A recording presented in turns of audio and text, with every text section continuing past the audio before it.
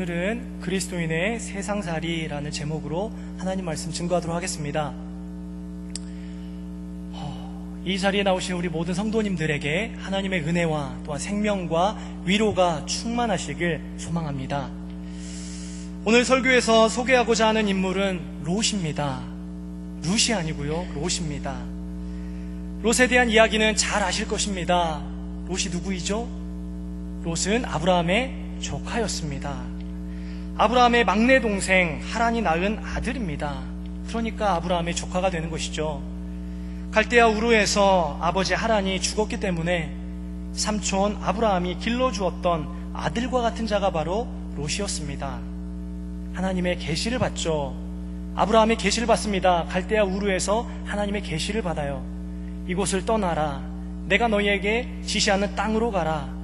가나안 땅으로 가거라. 하나님이 아브라함의 계시를 내리십니다. 하나님의 계시를 받고 젖과 꿀이 흐르는 가나안 땅으로 아브라함도 가게 되어지고, 또한 아브라함에게 속한 가족들도 가게 되어지고, 또 오늘 등장하는 롯도 가게 되어집니다. 그러나 얼마 지나지 않아 가나안 땅에 기근이 들게 됩니다. 그래서 애굽으로 내려갔습니다. 애굽으로 내려갔는데 한 사건이 일어나죠. 아브라함이 자신의 아내 사라를 아내라고 이야기하지 않고 자신의 누이라고만 소개합니다. 그래서 바로가 그 사례를 얻고자 하여 아브라함을 후대합니다. 양과 소와 노비와 암수 나귀와 낙타를 선물로 주었다라고 성경은 이야기하고 있습니다. 그런데 하나님께서 바로의 집에 큰 재앙을 내리셨습니다. 그리고 아브라함의 속임수도 들통나게 됩니다. 아브라함이 그 사례를 안고 있는 모습을 이 바로가 보게 된 것이죠.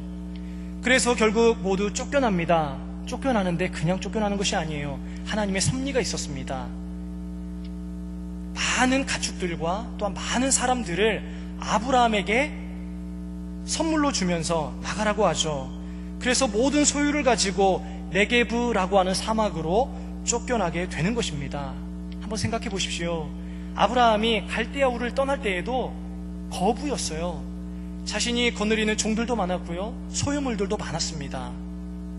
그런데 지금 아브라함이 애굽에 내려가서 바로의 이 권력 앞에서 누렸던 그 모든 소유물들과 또한 사람들을 또 덤으로 얻게 되어집니다. 이 많은 소유를 아브라함이 누리게 되었습니다. 그런데 혼자 누린 것이 아니었죠. 아브라함도 누렸지만 아브라함의 조카인 롯에게도 나누어 주었습니다. 아브라함도 그 소유를 어느 정도 쟁취하였지만, 그 사람들도 쟁취하였지만 자신의 조카 롯에게도 어떤 부분은 주었던 것입니다. 그에게 할당된 양은 주었던 것이에요. 그래서 아브라함의 목자들과 롯의 목자들이 싸우지 않았습니까? 창세기 13장 6절에서 7절 말씀 우리 함께 읽어보겠습니다. 창세기 13장 6절에서 7절 말씀입니다. 시작. 그 땅이 그들이 동거하기에 넉넉하지 못하였으니 이는 그들의 소유가 많아서 동거할 수 없었음이니라. 그러므로 아브라함의 가축의 목자와 롯의 가축의 목자가 서로 다투고. 아멘. 그래서 이 문제를 해결하기 위하여서 서로 갈라서게 됩니다. 결국에는 그 소유 때문에, 또한 다툼 때문에 갈라서게 되는 것이죠. 다 하나님의 섭리 가운데 지금 이루어지고 있는 것이에요. 아브라함이 말합니다. 우리는 한 친족이다.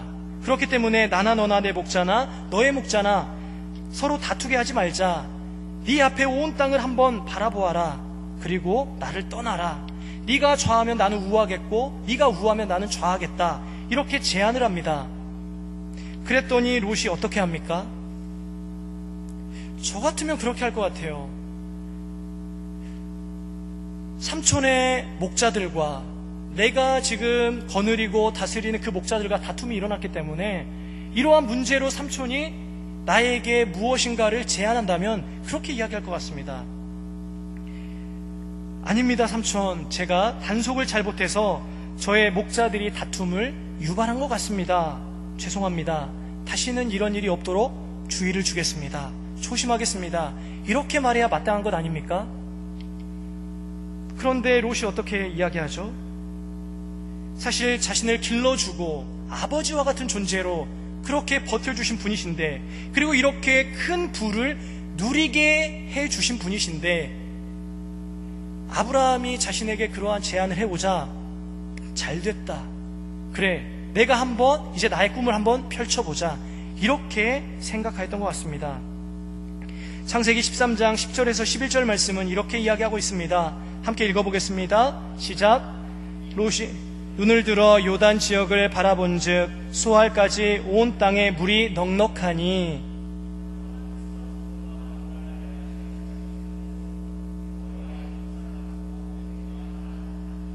네, 좀 더 읽어보겠습니다.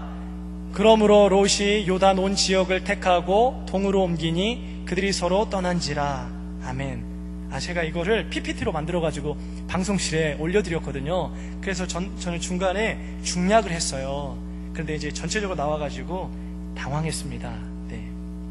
어쨌든 롯이 눈을 들어서 요단 지역을 바라봅니다. 소알까지 펼쳐진 것들이 너무나도 아름다웠어요. 물이 넉넉하였습니다. 살기 좋아 보였어요. 자신의 야망을 펼치기에 너무나도 좋은 땅이었습니다.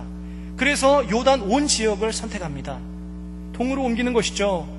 소돔과 고모라 땅을 선택하는 것이에요. 서로 갈라서게 됩니다. 사랑하는 성도 여러분, 우리가 성경을 많이 알지는 못하지만 롯이 누구 옆에 있어야 복을 받을지는 알고 있잖아요. 누구 옆에 있어야 복을 계속적으로 받을 수 있었습니까? 아브라함 옆에 있었어야 됐어요. 아브라함 옆에 있었어야 됐습니다. 그래야 복을 지속적으로 누릴 수가 있었어요. 롯은 아브라함을 떠나면 안 되었습니다. 그런데 아브라함을 떠납니다. 왜냐하면 그것이 살기 좋으니까, 신앙이고 뭐고 그냥 살기 좋은 곳으로 떠나자 하고 떠난 것입니다.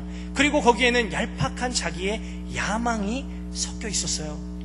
무엇인가 삼촌에게서 받은 이 재물들과 사람들로 말미암아 무엇인가를 더 크게 한번 이루어 보자라고 하는 야망들이 있었던 것으로 보여집니다. 사랑하는 성도 여러분, 강남에 아파트가 당첨되었어도 이곳을 떠나시면 안 됩니다. 상상만 해도 좋으시죠? 강남 분당에 아파트가 다 분양되었어요.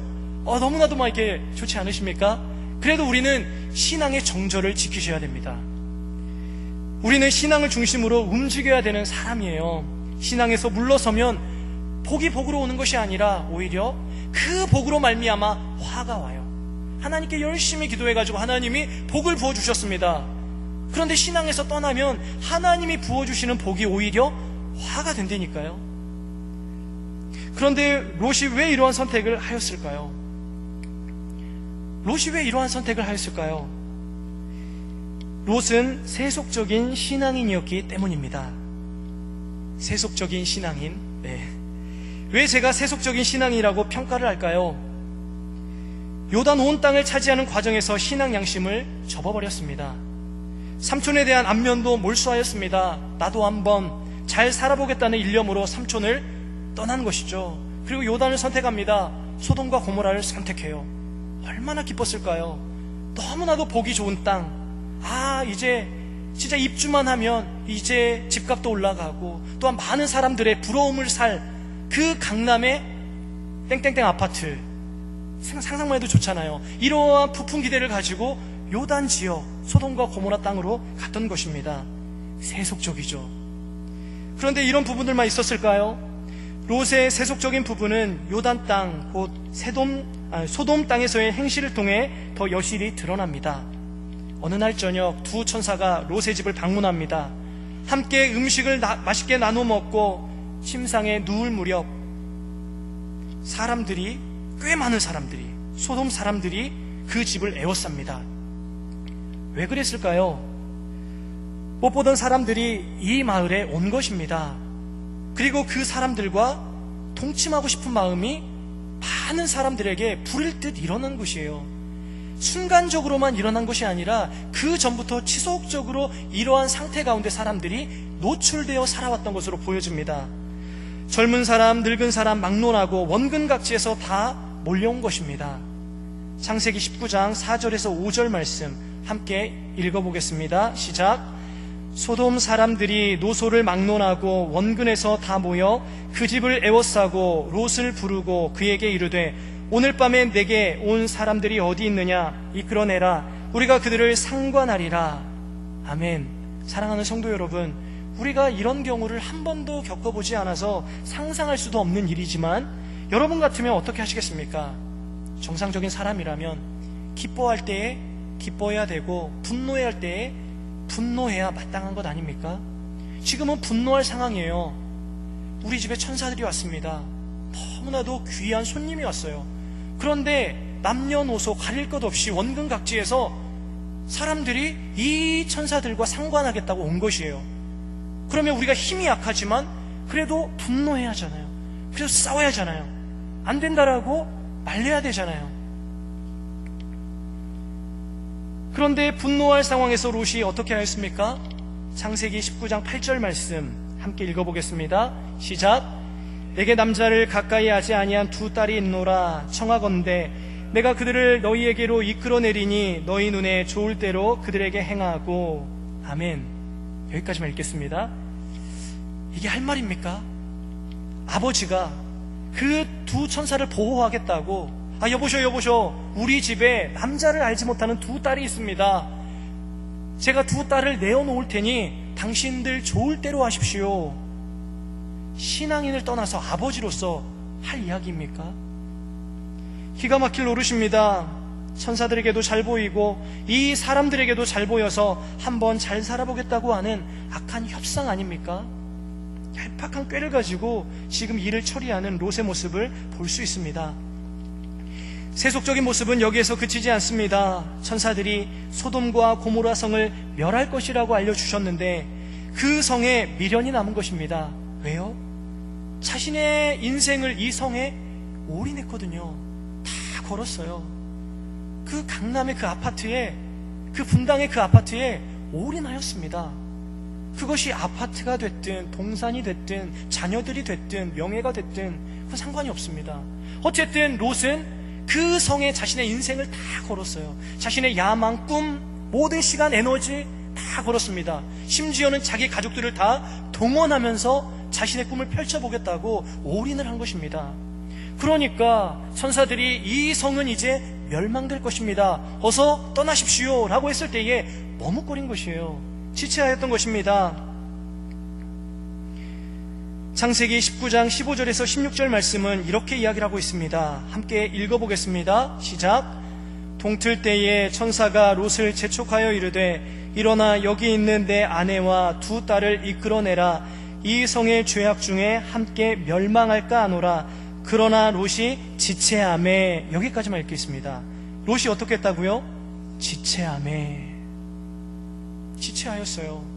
존 라일 목사님은 이 부분을 가지고 엄청나게 어떤 설교 시리즈를 하셨는데, 어쨌든 우리가 이 세상에 무엇인가를 미련을 갖고 또한 이 세상에서 무엇인가를 펼치기를 원한다면 우리도 롯의 이 지체하는 마음과 같다라는 것이죠.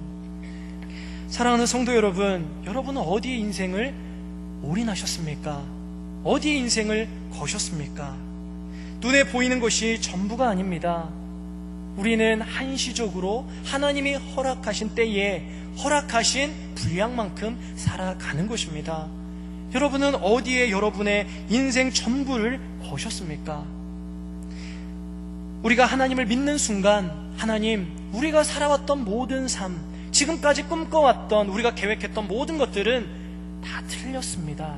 하나님, 이제 내가 내 인생의 주인이며 내가 올인해야 할 분을 바로 만났으니 하나님 저의 전부가 되어주십시오 라는 마음으로 예수 그리스도를 받아들이지 않았나요?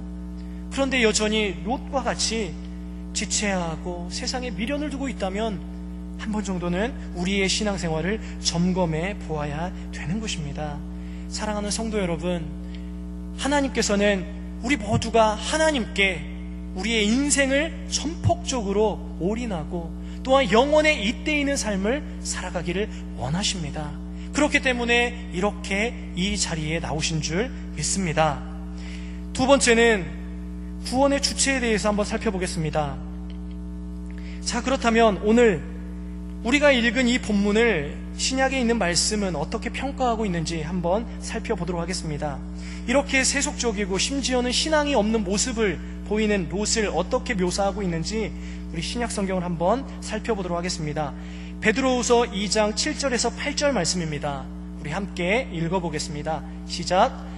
무법한 자들의 음란한 행실로 말미암아 고통당하는 의로운 롯을 건지셨으니 이는 이 의인이 그들 중에 거하여 날마다 저 불법한 행실을 보고 들음으로 그 의로운 심령이 상함이라. 아멘. 이게 해머로 머리를 한 대 딱 맞은 것 같은 기분이 들지 않습니까? 성경적인 평가가 어떠합니까? 의인이라고 합니다. 의롭다고 합니다.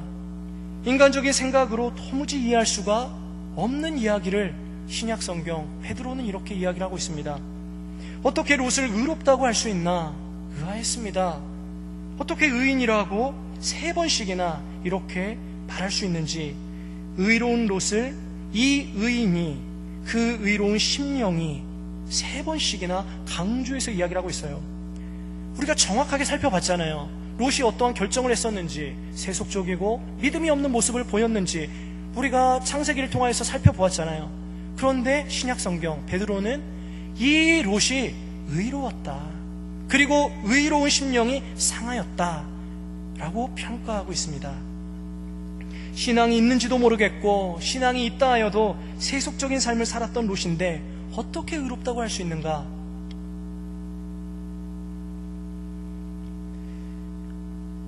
성경을 통해 하나님을 알고 하나님의 주권을 배우면서 롯을 바로 보게 되었습니다. 우리는 의를 생각할 때 구원의 주체를 우리에게 두고 있어요. 여전히 우리에게 두고 있습니다. 우리가 만약 하나님이라면, 이러한 생각을 가지고 있는 우리가 만약 하나님이라면 롯을 절대로 구원시킬 수가 없습니다. 절대로 구원시키지 않죠. 그렇게 자기만 알고 그러한 결정을 통하여서 후대에까지 영향력을 행사했던 사람 아닙니까? 암몬이나 모압이라는 족속이 얼마나 이스라엘 공동체를 괴롭혔습니까? 장본인이 바로 롯이에요. 우리가 만약 하나님이라면 롯을 의롭다고 평가하지 않을 것입니다. 그런데 우리의 좋으신 하나님은 롯을 의롭다고 하세요. 왜 그럴까요? 우리가 생각하는 의와 하나님이 우리에게 주시는 의는 다르기 때문에 그래요.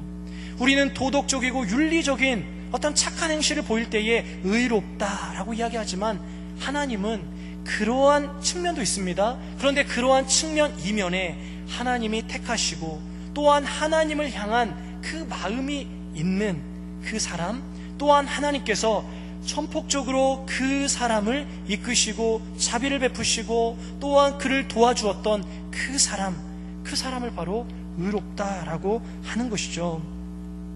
성경은 우리에게 외부로부터 주어지는 의를 말씀하고 있습니다. 누가 부여한 것입니까? 바로 하나님께서. 하나님이 의롭다고 하는데 달리 말할 수가 없잖아요. 그래도 목사님, 롯은 아니지 않습니까? 의롭다는데요. 의롭대요. 그러면 의로운 것 아닙니까? 창세기 19장으로 다시 돌아가서 소돔과 고모라 땅이 멸망당할 때에 롯이 지체하지 않았습니까? 그런데 그 상황에서 하나님이 어떻게 역사하셨습니까? 창세기 19장 16절 말씀, 우리 아까 본문을 읽었지만 자세히 한번 읽어보겠습니다. 19장 16절입니다. 시작.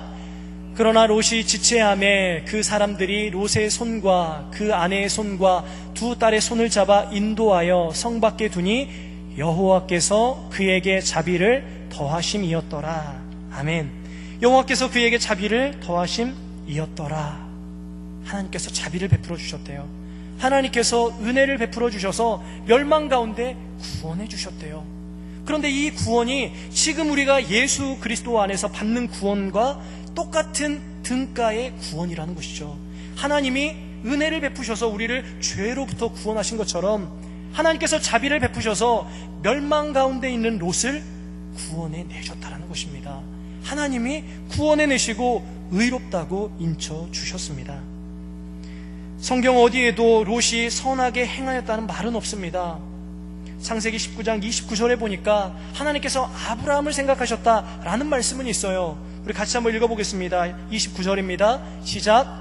하나님이 그 지역의 성을 멸하실 때, 곧 롯이 거주하는 성을 엎으실 때에 하나님이 아브라함을 생각하사 롯을 그 엎으시는 중에서 내보내셨더라.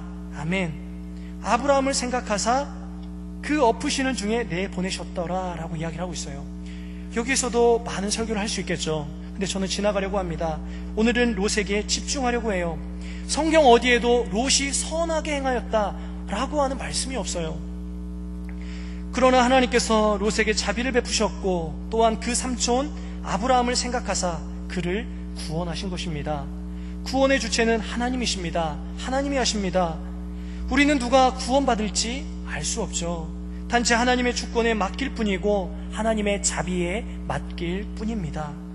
그렇기 때문에 롯의 이야기를 통하여서 우리가 두 가지를 생각할 수 있어야 돼요. 객관성을 유지해야 되는 것입니다.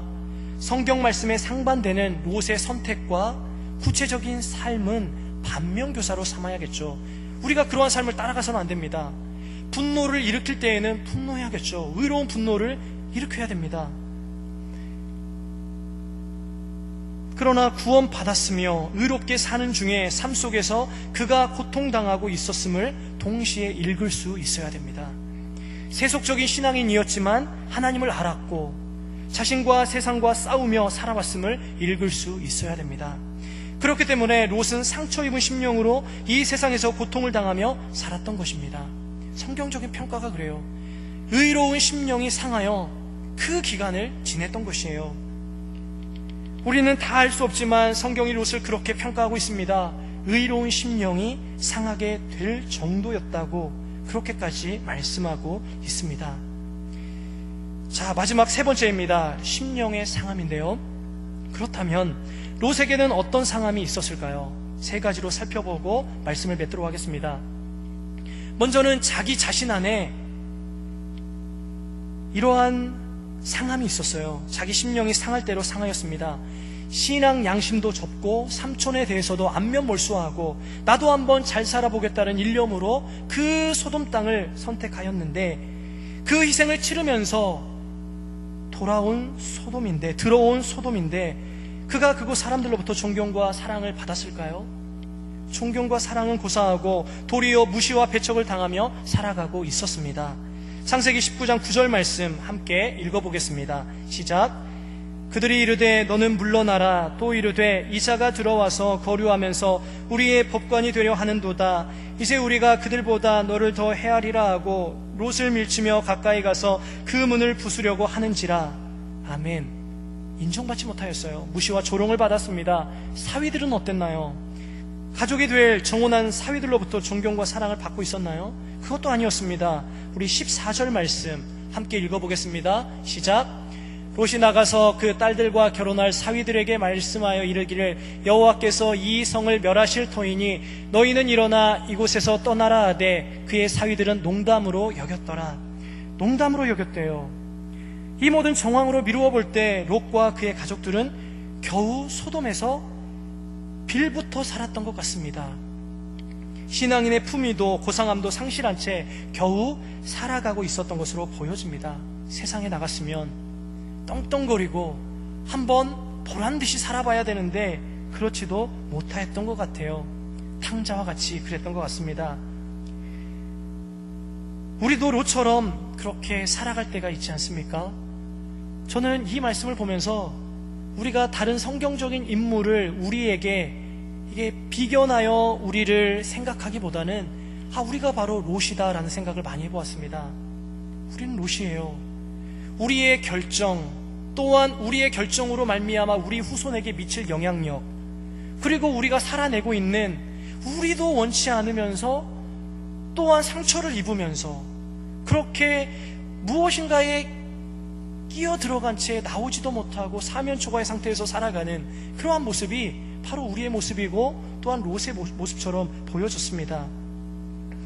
앞으로도 그럴 가능성이 있습니다. 롯처럼 그렇게 행동할 수도 있습니다. 그런 날들만을 꿈꿀 수도 있습니다. 야심차게 공동체도 버리고 신앙도 버리고 세상으로 나갔는데 더 비참하게 돌아올 수 있는 여지가 있는 사람들이 바로 우리라는 것이죠. 의로운 심령이 하나님을 떠나서 세상적으로 살아가면 그 심령이 상하는 것입니다. 고통당하는 것이에요. 근데 우리는 세상이 좋아 보이거든요. 그렇게 할 여지가 있거든요. 늘 거기를 꿈꾸면서 살아가고 있거든요. 그래서 저는 우리의 모습이 롯의 모습이 아닌가라는 생각을 해보았던 것입니다. 두 번째는 인생의 결말 때문에 심령이 상하였습니다. 롯이 소돔에 들어갔을 때에는 장밋빛 인생을 그리며 갔을 것입니다. 그러나 그 결말이 어떻게 됐죠? 딸들이 아버지와 근친상간의 죄를 저지름으로 말미암아 후대에는 씻을 수 없는 부끄러움을 남기게 되었습니다. 그 첫 번째 이름이 바로 롯이었고 그 딸들이었어요. 사랑하는 성도 여러분, 우리의 이름이, 우리의 이미지가 그리스도와 같은 이미지로 남아야 되는데, 바울과 같은 이미지로 남아야 되는데, 롯이 꿈꾸던 결말도 사실은 이러한 모습 아니었을까요? 그런데 롯의 마지막이 어땠습니까? 또한 롯이 죽고 난 이후의 모습이 어땠습니까? 아주 비참한 결말을 맞이하게 된 것입니다. 심령이 상한 것이죠. 마지막 세 번째는 세상 때문에 심령이 상하였습니다. 그리스도인들이 이 세상에서 살아가는 것 자체가 고통입니다. 그냥 우리는 이 세상에서 무엇인가 우리의 행동과 또한 우리의 원인 제공과 상관없이 그냥 세상에서 살아가는 것 자체가 고통이에요. 하나님 나라와 상반된 이론, 하나님 나라와 상반된 문화, 하나님의 나라와 상반된 관계 속에서 우리가 살아가고 있지 않습니까? 이 세상에서 살아가는 것 자체가 고통이요, 상처요, 또한 우리에게는 너무나도 힘든 힘겨움입니다. 이 세상에서 행해지는 모든 것들이 우리에게는 고통 그 자체로 다가옵니다. 각종 성범죄들, 동성애 합법, 자살하는 학생들, 가정의 불화, 위계질서의 붕괴, 청소년들의 이탈, 각종 소외현상, 모든 것들이 상처예요. 그냥 그러한 소식들을 들으면 상처로 다가옵니다. 사랑하는 성도 여러분, 이제 말씀을 맺겠습니다. 하나님께서 롯을 왜 우리에게 이렇게 창세기에도 보여주시고 또한 베드로 후서에서도 보여주었을까요? 하나님은 의로운 롯이다 라고 평가하지만 롯의 인생 자체가 그리 녹록하진 않았습니다. 국제시장이라고 하는 영화가 있었죠. 다 보셨습니까? 국제시장이라고 하는 영화를 보면 그 격변의 시대를 보내는 그 덕수라고 하는 어르신이 나오잖아요. 황정민이 그 역할을 했던 그 어르신이 그 6.25 피난민 시절을 다 보내고 보릿고개를 지내고 마지막에 누군가요? 마지막 누구를 찾잖아요. 찾고 난 다음에 이제 가족들이 다 모여서 혼자 방으로 들어가 그 아버지의 그 사진을 보면서 아버지, 저 정말 열심히 살아왔어요. 예. 막 이렇게 이야기하잖아요. 저 정말 힘들었어요. 예. 막 이렇게 이야기하잖아요. 저는 이게 신앙이라고 생각해요. 버티는 것입니다. 그 가운데 살아내는 것이에요. 하나님께서 롯을 우리에게 보여주시는 이유는 정말 하나님의 말씀을 지켰더니 하나님께서 복을 주셨다.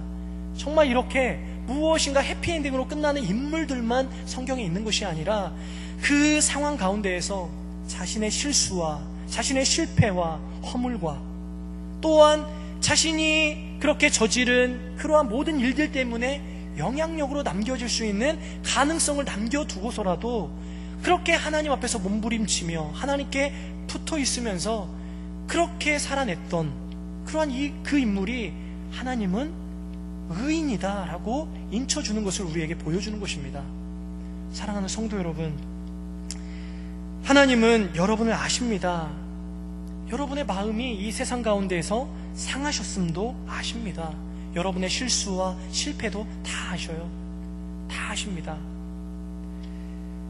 그러나 하나님은 롯에게 자비를 베풀어 주시고 구원에 또한 의롭다고 칭해 주시는 은혜를 베풀어 주셨습니다.